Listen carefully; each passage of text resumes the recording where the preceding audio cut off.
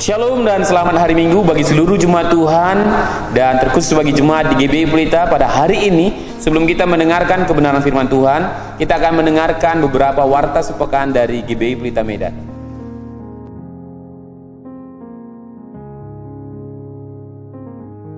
Pada tanggal 10 April 2020, kita akan mengadakan yang namanya Jumat Agung, Hari Peringatan Penyaliban Yesus Kristus. Dan kami masih menghimbau kepada seluruh jemaat Tuhan untuk bisa mengadakan ibadah Jumat Agung di rumah masing-masing.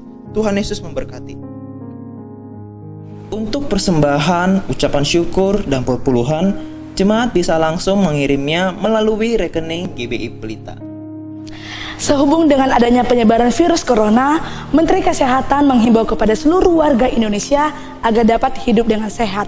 Yang pertama dengan cara mencuci tangan dengan bersih, yang kedua mengkonsumsi makanan bergizi dan minum air putih, yang ketiga dapat beristirahat dengan cukup, dan keempat berolahraga, dan yang terakhir jika Anda sakit Anda dapat menggunakan masker. Dan kami juga menghimbau kepada jemaat Tuhan yang ada di tempat ini untuk dapat mengurangi yang namanya kontak fisik. Dan jika Anda ingin menyapa, Anda dapat melakukan seperti ini dan seperti ini. Tetap jaga kesehatan, Tuhan Yesus memberkati. Puji Tuhan Bapak Ibu, kalau hari ini kita boleh kembali belajar kebenaran firman Tuhan. Sesudah beberapa minggu ini kita boleh sama-sama beribadah di keluarga masing-masing. Saya yakin semuanya mendatangkan kebaikan, dan saya yakin dan percaya jemaat GBI Pelita boleh membangun mesbah keluarga di rumah tangga masing-masing dan tercipta keluarga yang lebih berbahagia lagi. Nah, hari ini kita boleh bersama-sama kembali belajar firman Tuhan. Di minggu pertama bulan April ini kita tetap membahas tentang yang namanya karakter. Kalau di minggu-minggu lalu kita sudah membahas tentang berbagai karakter, dan hari ini kita belajar satu karakter yang baru, yaitu berpada. Apa itu berpada? Kita akan sama-sama pelajari. Sebagai ayat pembuka, mari kita buka Alkitab kita dalam kitab Filipi pasal yang keempat, ayat yang ke-10 sampai ayat yang ke-13. Saya bacakan bagi jemaat Tuhan. Demikian firman Tuhan dengan judul perikop, terima kasih atas pemberian jemaat. Aku sangat bersukacita dalam Tuhan bahwa akhirnya pikiranmu dan perasaanmu bertumbuh kembali untuk aku. Memang selalu ada perhatianmu, tetapi tidak ada kesempatan bagimu. Ayat yang ke-11, kukatakan ini bukan karena kekurangan, sebab aku telah belajar mencukupkan diri dalam segala keadaan. Aku tahu apa itu kekurangan, dan aku tahu apa itu kelimpahan. Dalam segala hal dan dalam segala perkara tidak ada sesuatu yang merupakan rahasia bagiku, baik dalam hal kenyang maupun dalam hal kelaparan, baik dalam hal kelimpahan maupun dalam hal kekurangan. Di ayat 13-nya, segala perkara dapat kutanggung di dalam Dia yang memberikan kekuatan kepadaku. Terkhusus di ayat yang ke-12, saya ulangi bagi kita Bapak Ibu, dikatakan aku tahu apa itu kekurangan, aku tahu apa itu kelimpahan. Berpada berbicara tentang namanya mencukupkan diri dengan apa yang ada. Bapak Ibu, kalau kita belajar, kalau kita bisa lihat nanti di Kamus Besar Bahasa Indonesia, berpada artinya adalah merasa puas dengan apa yang kita miliki. Baik berbicara pakaian, baik itu berbicara makanan, baik berbicara tentang kebutuhan kita masing-masing. Kira-kira Bapak Ibu, dengan situasi sekarang, apakah Bapak Ibu orang-orang yang puas? Puaskah dengan keadaan yang sekarang? Atau kita bilang, aduh Pak Pendeta, sekarang sangat tidak enak sekali, sepertinya pasti kurang. Mungkin ada yang bekerja tidak bisa bekerja, mungkin berkata, bagaimana mungkin cukup dengan gaji sekarang? Kalau dulu aja sekian juta kurang, apalagi hanya sekarang beberapa ratus ribu. Tapi hari ini kita boleh belajar bagaimana mencukupkan diri kita dengan apa yang ada. Untuk ibu-ibu di keluarga, saya yakin kau adalah orang yang paling hebat. Kenapa? Biasanya di masa-masa krisis seperti ini, di masa-masa yang tidak baik seperti ini, peran seorang istri sangat bagus. Peran seorang istri sangat vital. Kalau seorang istri bisa manajemen keuangan dengan baik, mengatur keluarga dengan baik, aku yakin dan percaya, saya yakin dan percaya, engkau akan dalam keadaan yang tetap dalam berkecukupan. Nah, karena itu Bapak Ibu, apa yang bisa kita pelajari hari ini tentang yang namanya berpada? Bagaimana agar kita menjadi pribadi belajar mencukupkan apa yang ada, supaya kita menjadi orang-orang yang dalam keadaan situasi apapun kita bisa tetap orang-orang yang dalam kecukupan dalam kehidupan kita. Saya yakin dan percaya kita manusia makhluk ciptaan Tuhan yang paling baik. kita sudah banyak melewati fase-fase kehidupan dan kita tetap bisa bertahan sampai hari ini. Itu karena bukan kuat dan gagah kita, tapi semua karena anugerah Tuhan.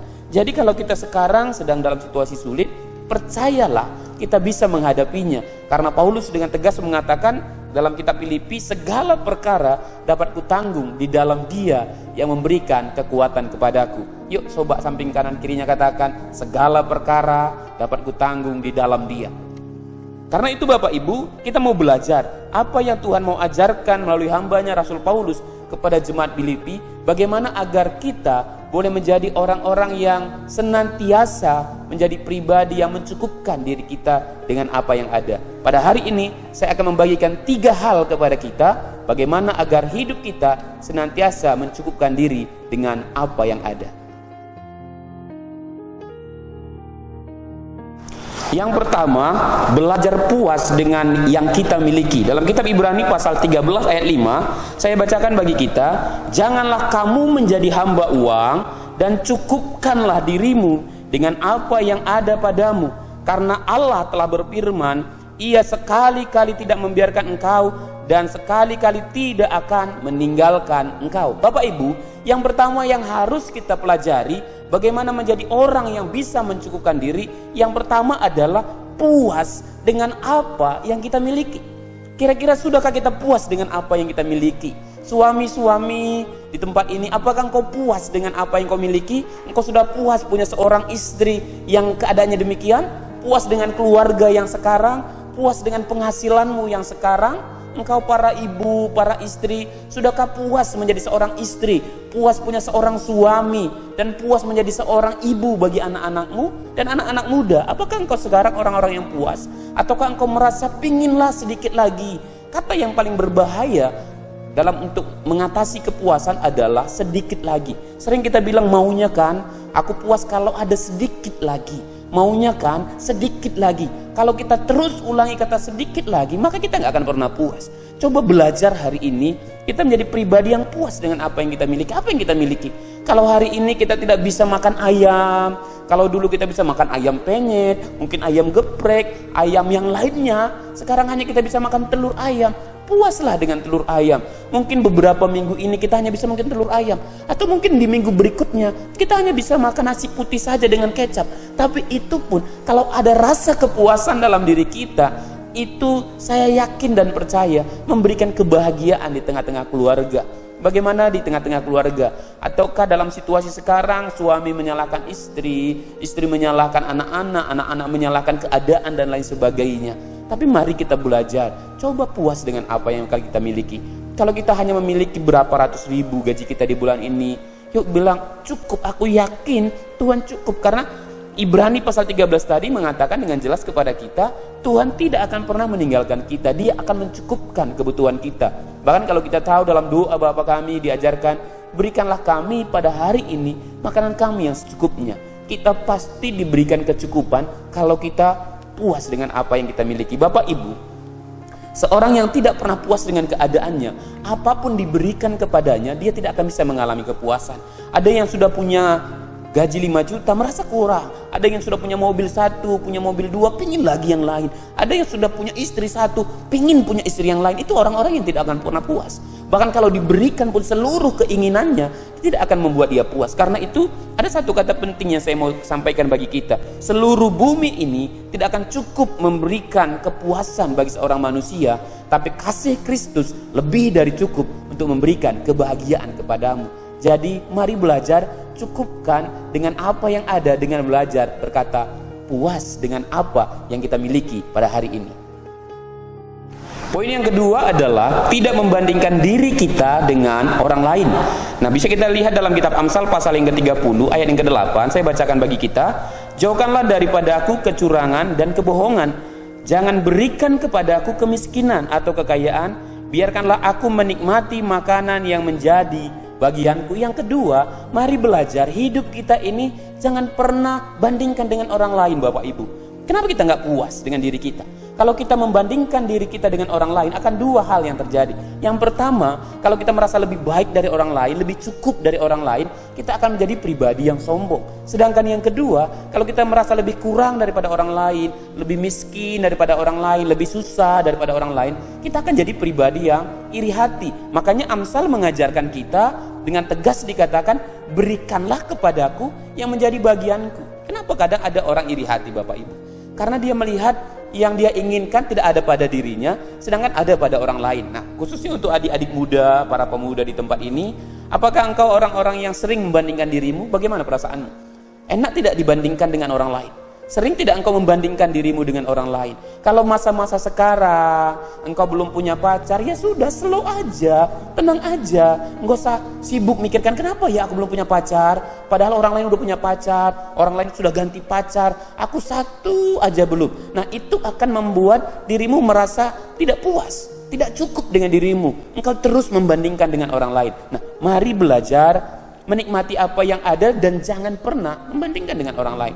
Baik itu dalam hal kelimpahan, baik hal dalam kekurangan, tidak boleh membandingkan diri kita dengan yang lain. Jadi apa yang harus kita buat? Belajar membandingkan diri kita dengan diri kita sendiri.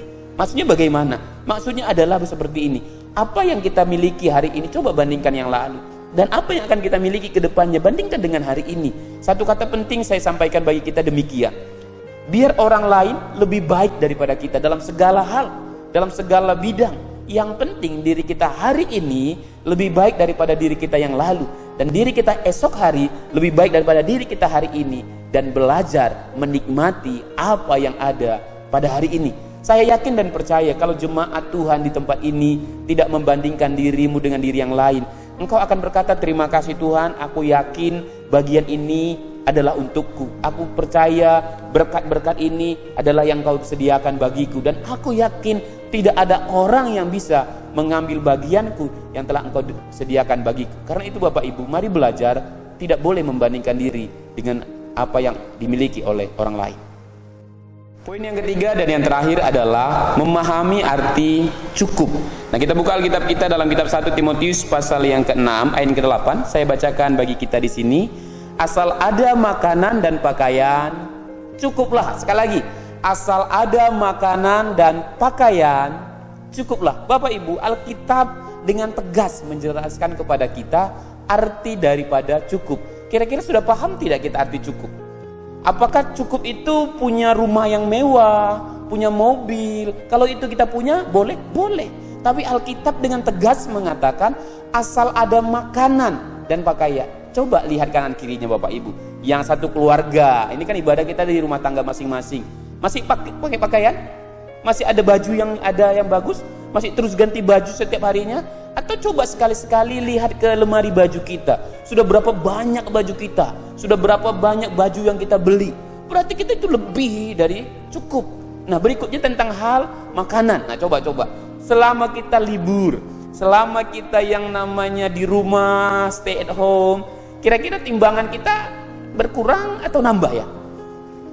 Jangan kita bilang, kita ini susah, kita ini kurang, gak cukup ini Pak Pendeta. Tapi timbangan naik, berat badan nambah, lemak di mana-mana. Nah, itu berarti kita sudah lebih daripada cukup. Saya aja merenung sepanjang beberapa minggu ini, Tuhan, hidupku ini sudah terlalu berkelimpah. Sudah banyak berkat-berkat yang Tuhan berikan. Makanan cukup, setiap hari ganti menunya, kadang ganti lauknya yang kita buat. Nah, oleh karena itu mari belajar. Kita tahu arti cukup ternyata asal ada makanan, asal ada pakaian, cukuplah. Yuk, salam kanan kirinya katakan, asal ada makanan dan pakaian, cukuplah. Haleluya. Nah, karena itu mari belajar Bapak Ibu. Kita mencukupkan diri kita dengan apa yang ada. Kalau di masa-masa ini kita bilang kita dalam keadaan sukar, selagi masih bisa makan, selagi masih kita bisa ganti baju dengan baik, itu lebih daripada sekedar cukup. Nah, karena itu milikilah rasa cukup agar kita memaknai arti hidup yang sesungguhnya. Sebagai ayat yang terakhir, sebagai penutup pada ibadah kita pada hari ini, dalam Filipi 4 ayat yang ke-13 saya bacakan bagi kita. Segala perkara dapat kutanggung di dalam Dia yang memberikan kekuatan kepadaku. Bapak Ibu, mari belajar hari ini untuk menjadi pribadi-pribadi yang berpada, belajar mencukupkan diri dengan apa yang ada. Yang pertama tadi adalah puas dengan apa yang kita miliki. Yang kedua, tidak membandingkan diri kita dengan orang lain. Yang ketiga adalah cukup dengan apa yang kita miliki. Dan percayalah, semuanya kita bisa hadapi, semuanya bisa kita tanggung, karena kita yakin dan percaya penyertaan Tuhan sungguh dahsyat dalam hidup kita. Tuhan boleh menyertai Musa, Tuhan boleh menyertai para rasul, dan Dia sampai hari ini akan tetap menyertai kita. Karena itu, mari tetap belajar mencukupkan diri kita dan percaya penyertaan Tuhan sungguh sempurna dalam kehidupan kita. Amin. Mari kita bersatu di dalam doa. Kami bersyukur ya Bapa yang baik, kalau hari ini kami boleh belajar menjadi orang yang mencukupkan diri kami. Tuhan, kami tahu situasi sekarang tidak seperti yang kami harapkan, tapi kami mau belajar kebenaran-Mu untuk menjadi pribadi yang mencukupkan diri kami dengan apa yang ada. Kami yakin dan percaya kami bisa melalui fase-fase ini karena Tuhan bersama dengan kami. Tolong umat-Mu yang dalam kesusahan, yang dalam sakit penyakit, yang dalam kekurangan, biar kiranya kami tetap mengandalkan Tuhan dan percaya penyertaan Tuhan cukup dalam hidup kami. Terima kasih Bapa yang baik, dalam dan demi nama-Mu kami berdoa dan mengucapkan syukur. Haleluya. Amin. Shalom dan selamat hari Minggu bagi seluruh jemaat Tuhan. Tetap semangat, jaga kesehatan, dan tetap bangun mesbah keluarga yang terbaik bagi Tuhan. Tuhan Yesus memberkati. Shalom.